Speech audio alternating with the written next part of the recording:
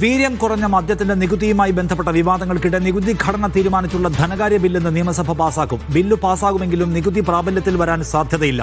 പ്രത്യേക വിജ്ഞാപനം ഇറക്കിയാൽ മാത്രമേ നികുതി പ്രാബല്യത്തിലാകൂ എന്ന വ്യവസ്ഥ ധനബില്ലിൽ ഉൾപ്പെടുത്തിയിട്ടുണ്ട്.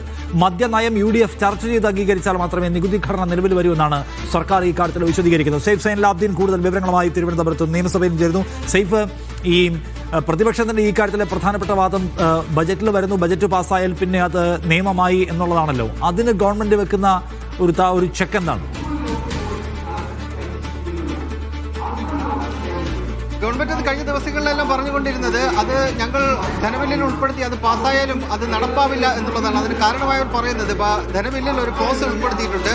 ഇത് ബജറ്റ് പാസ്സായാലും ധനബില്ല് പാസ്സായാലും ഒരു വിജ്ഞാപനം സംസ്ഥാന സർക്കാർ ഇറക്കിയാൽ മാത്രമേ കേരളത്തിലെ നികുതി ഘടന നിലവിൽ വരികയുള്ളൂ, അതിനുശേഷം മാത്രമേ മദ്യം വിൽക്കാൻ കഴിയുകയുള്ളൂ എന്നുള്ളതാണ് സംസ്ഥാന സർക്കാർ വിശദീകരിക്കുന്നത്. പക്ഷേ പ്രതിപക്ഷ ആ വാദത്തെ മുഴുവൻ തള്ളിക്കളയുകയാണ്. ഇന്ന് പ്രതിപക്ഷ നേതാവ് ചില മാധ്യമങ്ങൾ എഴുതിയ ലേഖനത്തിൽ പ്രധാനമായിട്ടും അഴിമതി ആരോപണം തന്നെയാണ് മുന്നോട്ട് വെക്കുന്നത്.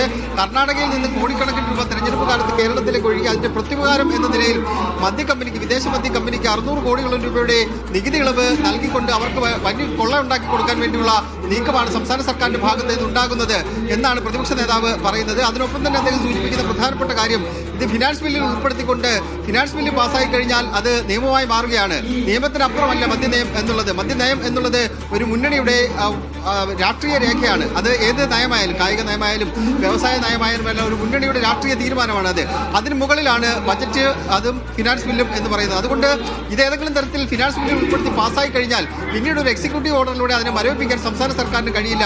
ഇത് കമ്പനിക്ക് അനുകൂലമായി തീരുമാനം, വിധി നേടിയെടുക്കാൻ വേണ്ടിയുള്ള സംസ്ഥാന സർക്കാരിന്റെ കള്ളക്കളിയാണ്. ജനങ്ങളെ പറ്റിക്കാൻ വേണ്ടിയാണ് ഒരു വിജ്ഞാപനം ഇറക്കി അത് തടയും എന്ന നിലപാട് സംസ്ഥാന സർക്കാർ കൈക്കൊള്ളുന്നത് എന്നുള്ളതാണ് അതിൽ വിശദീകരിക്കുന്ന പ്രധാനപ്പെട്ട കാര്യം. എന്തായാലും ധനബില്ലിന്മേലുള്ള ചർച്ചയിൽ പ്രതിപക്ഷം ഈ അഴിമതി ആരോപണങ്ങളൊക്കെ കൃത്യമായി തന്നെ ഉന്നയിക്കും. മുഖ്യമന്ത്രി വി ഡി സതീശൻ അതിന് വൈകിട്ടായിരിക്കും മറുപടി നൽകുക. നിഷാദ്, ശരി.